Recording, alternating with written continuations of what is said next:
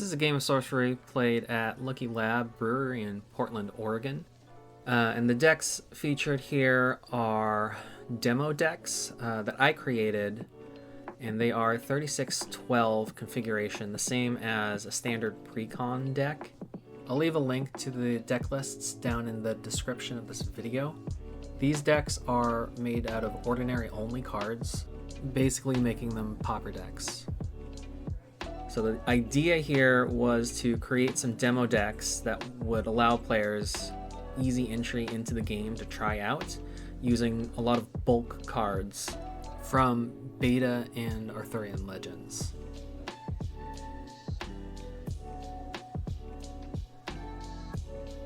So right now we are looking at our mulligans, and the strategy with the Sparkmage deck is going to be to capitalize on a lot of air spells with multiple thresholds in them to take advantage of the Sparkmage ability. And the Waveshaper deck is built more around a control strategy with water, using things like Led Astray and Riptide to get some value out of water's mana efficient, like large bodies like the Pirate Ship, Sea Serpent. I don't remember if the Sedge Crabs are in here or not. Turn 1, I played a Lookout, and looking at his hand, he's got some bogs to slow me down, and he's also got a Shellycoat as his early minion option. Shellycoat is annoying to deal with just because it's going to negate that 1 damage on any damage source that attacks or deals damage into it.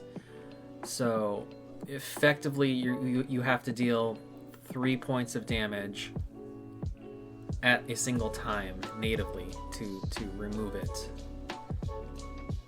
He is going to tap to play a river. And he's looking at that top card and deciding if he wants it on the top or bottom of the deck, and he's choosing to send it to the bottom. And then he's going to pass turn. I'm going to tap for a spell. And I'm getting a Hamlet out. Hamlet, again, will reduce the cost of any ordinary minion. So it's pretty powerful in this deck, because this deck is ordinaries only. And I'm going to be able to play out a Plume Pegasus for 2 mana this turn and pass.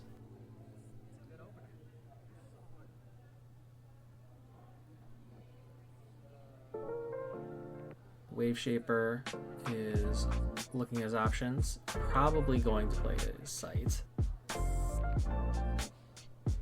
He's drawing for a spell though.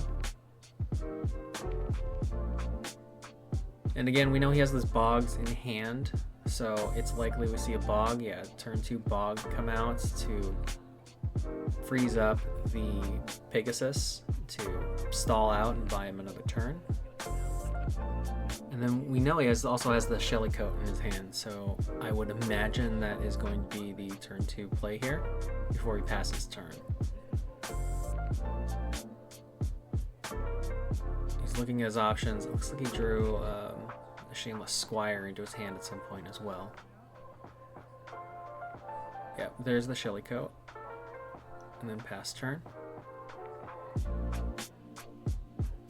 So unfortunately, the Plume Pegasus would be able to kill the Shellycoat natively, because it's going to deal 3 points of damage in one go, and then 1 would be negated, but the Shellycoat is only 2 power.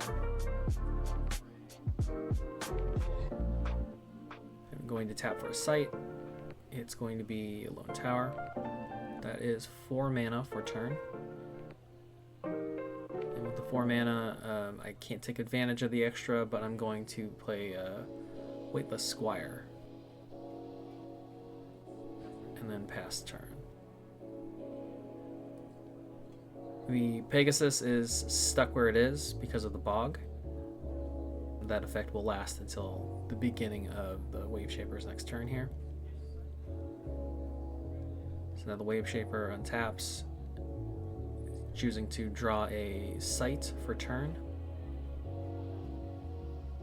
And then we're going to see probably another site come out here.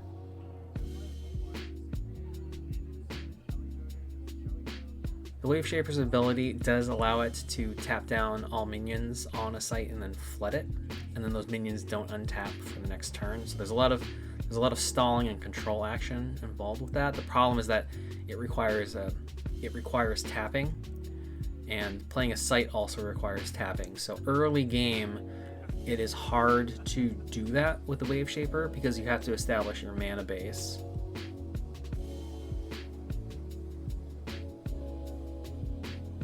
I would expect a site to come out. There it is. There's the second bog, which we knew he had in hand from that turn 1 lookout.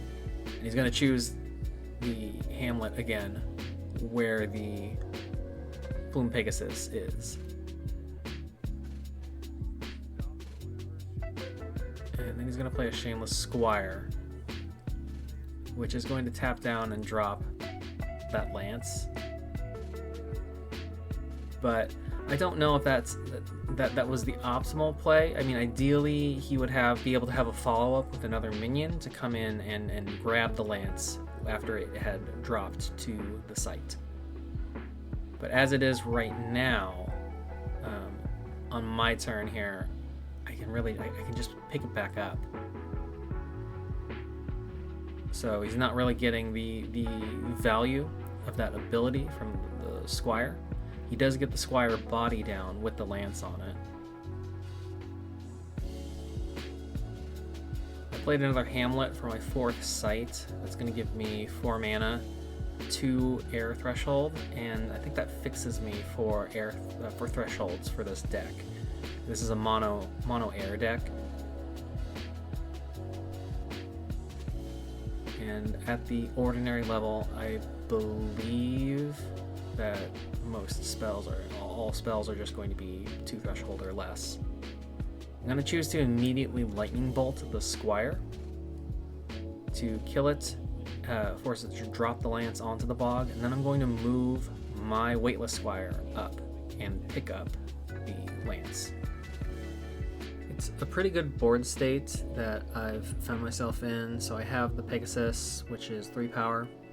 The Squire, holding 2 lances, effectively threatens for 3 with the first strike. So I have a lot of ways to deal with the Shellycoat, remove that from the board, and then if left uncontested, the Pegasus is going to be swinging into his sights for 3 damage per turn, which is a good place to be. It puts a decent amount of pressure on your opponent if you are able to swing for 3 points of damage a turn. Even 2 points of damage can keep that pressure up and kind of force them into a corner. It's going to tap for a sight this turn. Still not willing to use the Waveshaper to tap down and flood a site yet. He's looking at the top of his spellbook because he played a river. He's choosing to leave the card there, so he liked it enough to want to get it on the next go around. I think it was a Led Astray. He's using his Drown in hand to bury the Squire, or submerge the Squire and submerge the Lance tokens, which was probably a pretty solid play. I already knew that. I think I technically already knew that he had that in his hand turn 1 from the lookout. As far as losing minions go, it's probably better to lose the Squire than it is the Pegasus. And then he's choosing to, I think, submerge his Shellycoat, which should technically be tapped because of the move ability to get it down there.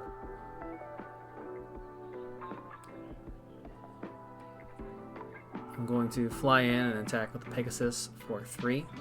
I'm flying into that site. Well, I guess I'm flying into that site to give him the option to surface and block with the Shelly Coat. I think preferably I'd like to just remove it, but he's choosing to let the damage go in, I believe.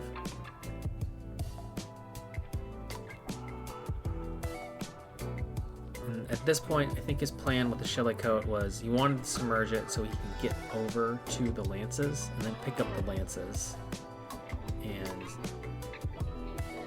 eke out some value there by having a minion like a Shelly Coat with lances, or he could give them to something else that hit the board. So now he's moving under the water sights to the lances, he's picking them up. And now, because he has established 4 mana base, he is more comfortable using the Waveshaper ability to tap down and flood a site. So he's flooding the bog that the Pegasus is on, which will tap the Pegasus, flood the site, and then the minion there that has been tapped will not untap as normal during the next untap step. And he finishes his turn with a Lake of Funk.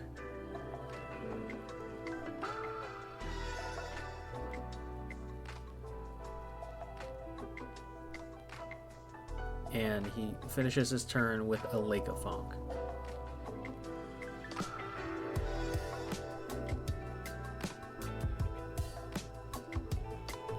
I'm looking at my options. I tap for a site.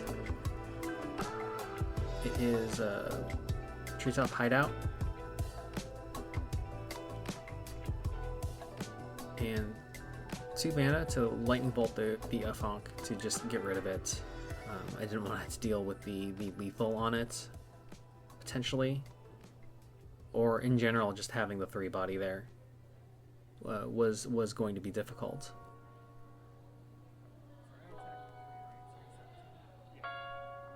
Looking back at this game, I'm not sure why I didn't play the Treetop Hideout forward and just use the Genesis on the Plume Pegasus to give them stealth. They're still tapped, and I can't make use of them yet, as long as he, if he continues to flood and tap that site with the Waveshaper. But at least they'd be stealth, and it wouldn't be a wasted Genesis.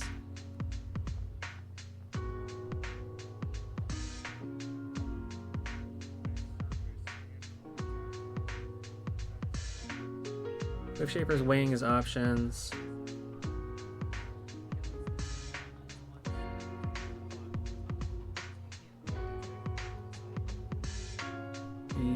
He has the Shelly Coat, but in order to bring it up and start attacking, he needs the surface first. And I think that's what he's asking about right now. He's asking for some clarifications on how movement works with surfacing up or down from a site. It does take a step of movement to move up a level on the site. So with a movement, he has to spend the movement just to get up onto the bog. He can't move up and then attack into my tower. So he's going to choose to do that just so he has the minion up on the surface region of the board ready to make use of it. And then he plays a second Shelly Coat down onto the other bog.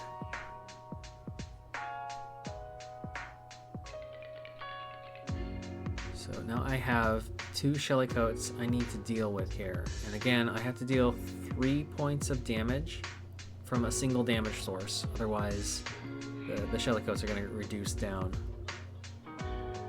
to 2.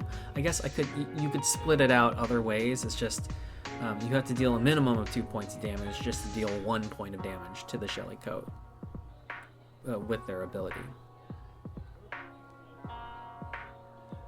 I am opting to teleport. And then I'm going to play a Cloud Spirit. So the teleport and the Cloud Spirit combined will give me 4 air threshold from cast spells this turn. I'm going to use that 4 to lightning bolt down the Shelly Coat with the lances. So 4 points in with a -1 from the Shillicoat ability is still enough to kill it. That was my turn. The lances drop to the site. He can still walk over and pick them up, so that doesn't solve all of my problems with the lances on the board, but it at least clears out one of his minions or removes one of his pieces. And now I have the Cloud Spirit available to position and do some work on the board, and I also have the Pegasus, which will be a problem for him if he does not continue to tap it down with the Waveshaper ability.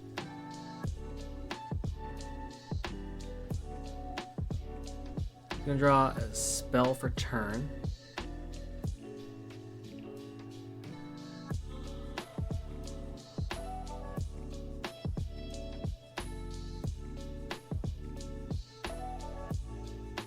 And I think I see a Riptide peeking out from his hand. He should also have Led Astray in there as well. He's got a lot of these force movement pieces. I think the problem he has right now is that he doesn't have the minion bodies to capitalize on those.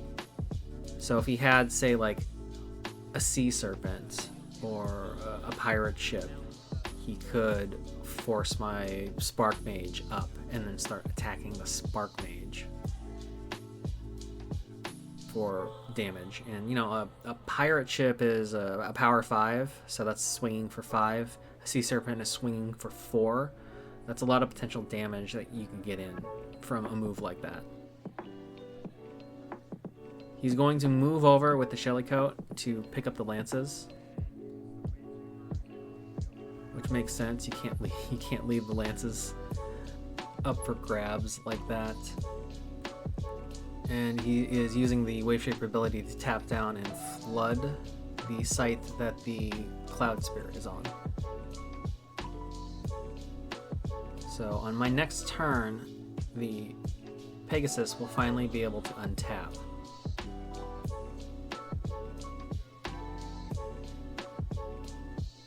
For his last play, he's going to play a Shameless Squire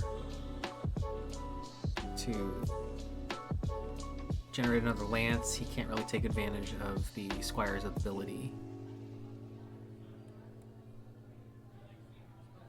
And then pass turn back to me. So I've got my turn now here.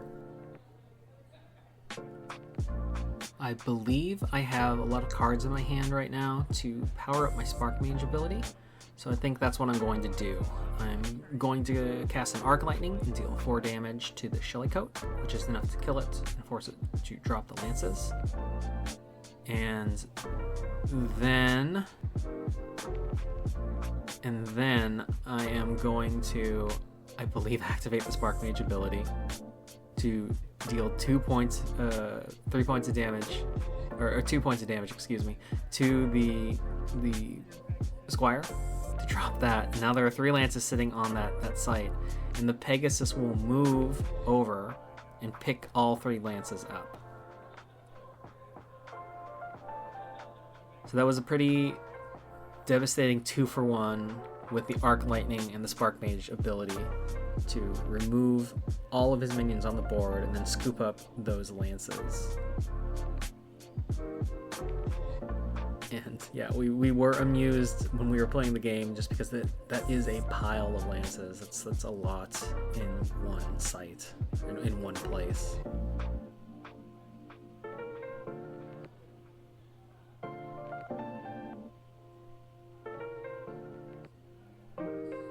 So I think that move knocked him back a little bit. He is trying to figure out what to do next here. Whenever you get all of your pieces removed from the board, it takes you a minute to kind of gather yourself and figure out where you go from there.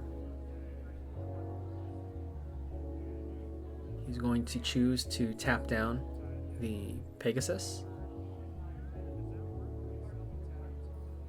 And then he's going to Riptide the Pegasus over to the next bog.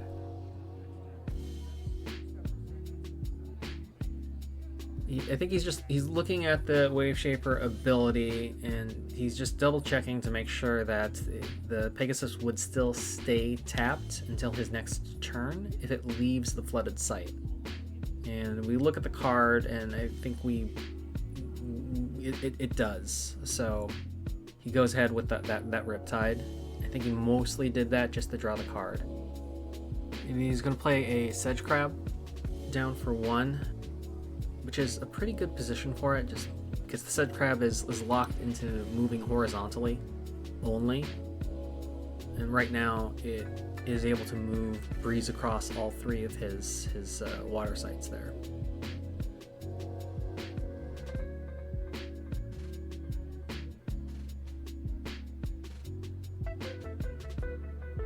So I'm looking at my hands, and I still feel like I'm in a pretty good position at this point in the game. I cast the second Plume Pegasus.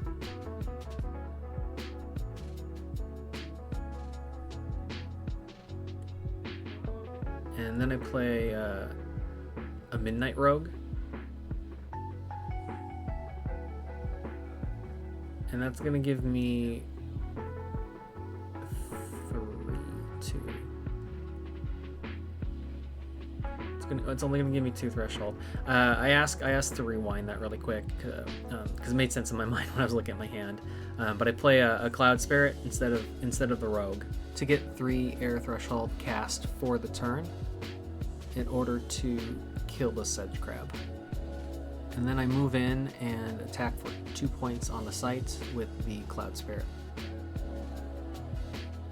I'm going to pass turn back, and he's going to draw a spell. So the Waveshaper is in trouble. There are a lot of minions on the board right now. I've got two Pegasus, 2 Cloud Spirits, and if left unchecked, that's a lot of damage coming in per turn. That one Pegasus that's forward is also still carrying those 3 lances. And I was considering whether or not to just attack in to the Waveshaper if I was allowed to untap with the Pegasus eventually, or if I should bank them and save them in case there was a larger threat that hit the board. The reason I was considering just like using them up now and spending them down was because he already had like 2 Shameless Squires, and I think I put 3 if not 4 Shameless Squires in this deck, so he had another way to potentially get those lances to drop, and I didn't want to be on the receiving end of him holding a stack of lances. He's opting to use the Waveshaper ability this time to flood the site, the hamlet, with the Pegasus and the Cloud Spirit on it, which makes sense because then he'll be able to tap down 2 minions instead of 1. I probably should have cast the Cloud Spirit onto that second hamlet, but didn't think about it last turn. I think I was focused on getting the mana reduction in order to cast both of those minions out. And then I hadn't considered that there was a second hamlet there, so I could have spread out a little bit more. Plays a Polar Bear on the back row, which is an okay play. The Polar Bears are in that deck just as a 2-drop body for water, and also to give you an additional attack vector from your back row to your opponent's back row.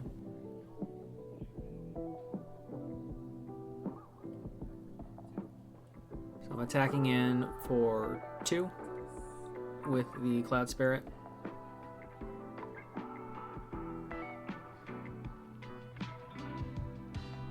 I'm trying to figure out where I want to go with that Pegasus, and I'm attacking in for 2, or for 3 to the site. He opts the block with the the bears, and that's fine. So all of the lances break.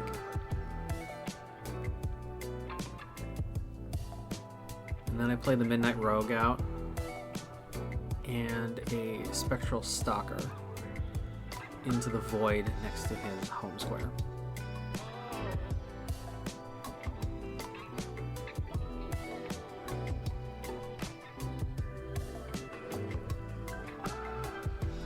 At this point, the Waveshaper deck is still in trouble. It needs some more bodies on the board, or it needs a way to stabilize and deal with these threats. Looking at my board state, I have 6 minions at this point, which, if left unchecked, I mean, he can tap 2 down, but the other 4 are going to start swinging in, and that is going to be a lot of damage per turn, unless he can find a way to deal with it. He gets out his pirate ship, which is great. That's where he wants to be. It would have been even better if he had been able to get that out a couple turns earlier. But the pirate ship is a power 5, and that is going to be something that I'm going to have to play around if I want to attack into him.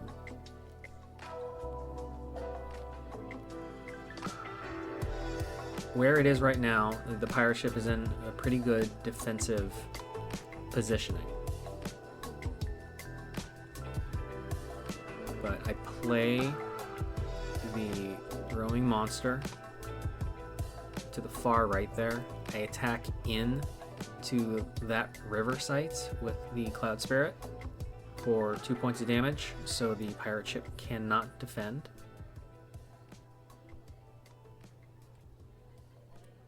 I'm going to tap to draw a site. And then I believe I pass turn. So again, I pass turn here just because the pirate ship, where it is and what sites it has access to defending, really limits where I can go here. But I have so many minions that that I can be pretty wide on the board and push in damage if the only thing that he has is that pirate ship. So he either has to leave the pirate ship there to be a defender in that region, or he has to move it over to where the roaming monster is. And the roaming monster is 4 power, and the Cloud Spirit is 2, so that represents 6 points of damage attacking in per turn if left unchecked. He could choose the Flood and tap down those minions, but then that would leave the Pegasus and Cloud Spirits on my Hamlet free to untap. And then he has the other Pegasus and the Spectral Stalker to deal with as well.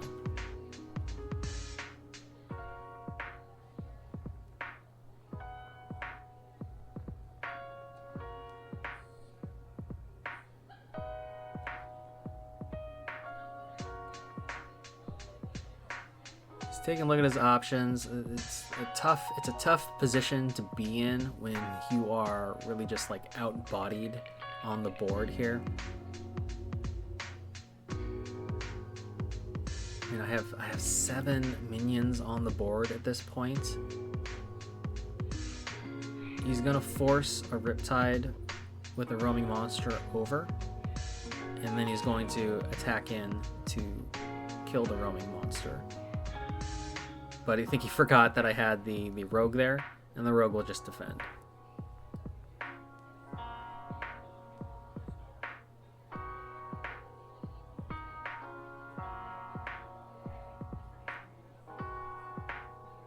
Additionally, I also could have attacked in with the Plume Pegasus or defended with the Plume Pegasus that was untapped as well to preserve the roaming monster.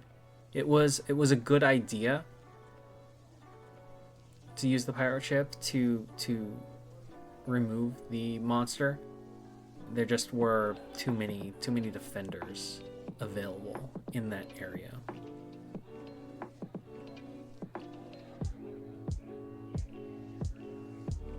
Taking a peek at his hand up there, he's got a fox, which I don't think is going to do him any good. He's got a Led Astray, which he has the pirate ship out now. It could be more useful.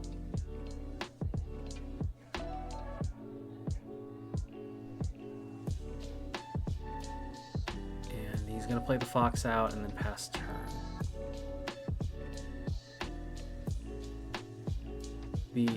Having the pirate ship out and honestly like being able to do things like Riptide things in and Led Astray in to use the pirate ship to remove pieces from the board is a good strategy and can be difficult for your opponent. I think the problem in this instance is that there's just too much stuff right now. If he had the pirate ship out a lot earlier in the game, it might have been a different story. He might have been able to make some more favorable trades, or not even trades, just he would have been able to get more value out of the pirate ship immediately.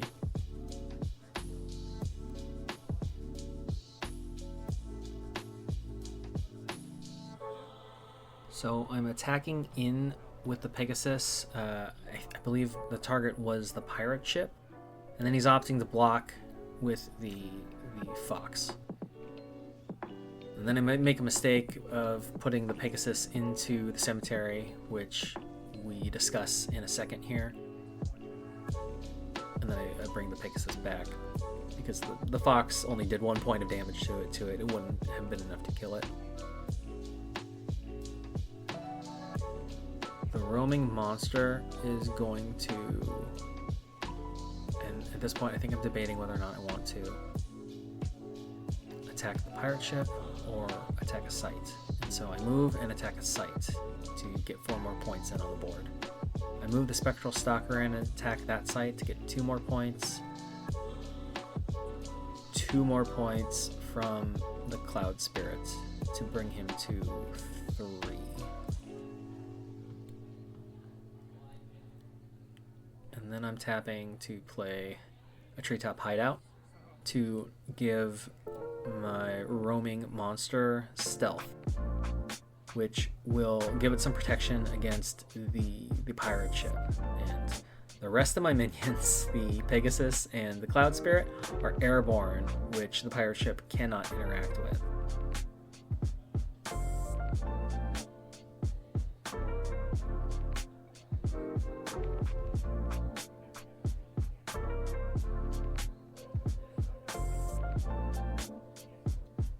So it's a tough position for the Waveshaper.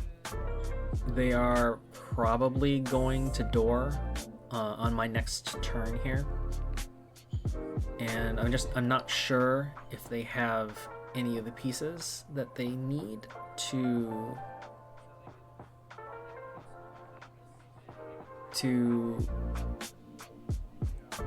stabilize the game for them.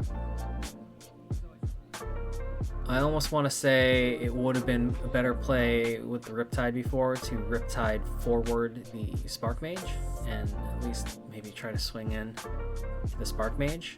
I still had a blocker. I still had blockers available and I still could have blocked, but that would be an option on this next turn as well. Led Astray or Riptide in the Sparkmage and swing for 5.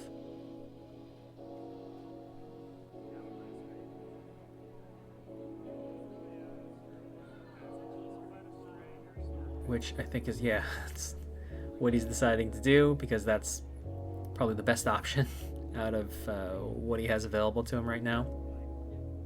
So he's going to Led Astray up, and then he's going to swing in for 5.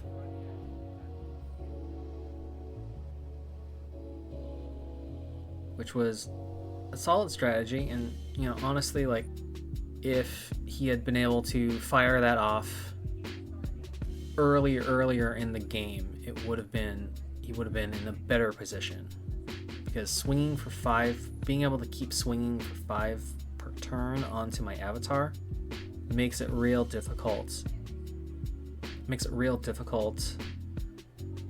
Because it forces me to have to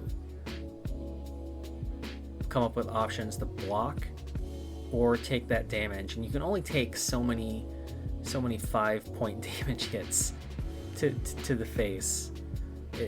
5 points is 1/4 of your avatar's life total, and like 5 a turn, it puts you on a 4-turn clock.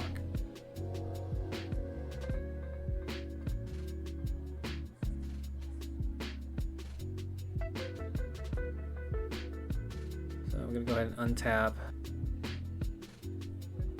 my minions here. He did get he got a crab out, which can act as another defender, which is good, but I mean, I have the damage potential to fly over to that open river and just do 5 points to take him to door no matter what. So I'm pretty sure that's what you're going to see on this turn.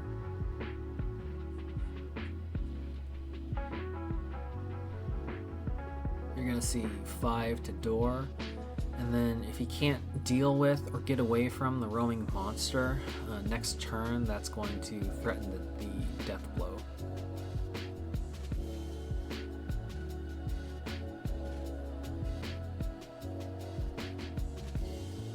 So I think I'm just weighing my options really quick and making sure that that's the right move, and it is. So 5 to door.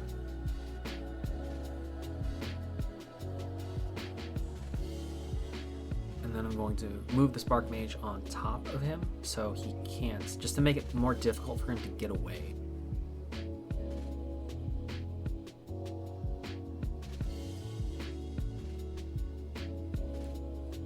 And my last play is going to be another Cloud Spirit, just to make it even harder for him to run.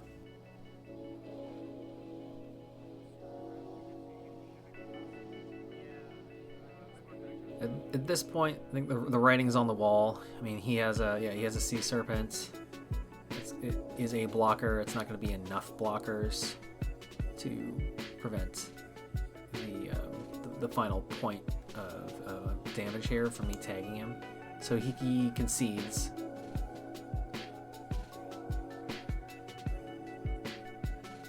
It was a fun game. I think he just didn't get enough of the pieces out that he needed early enough in the game to develop his board.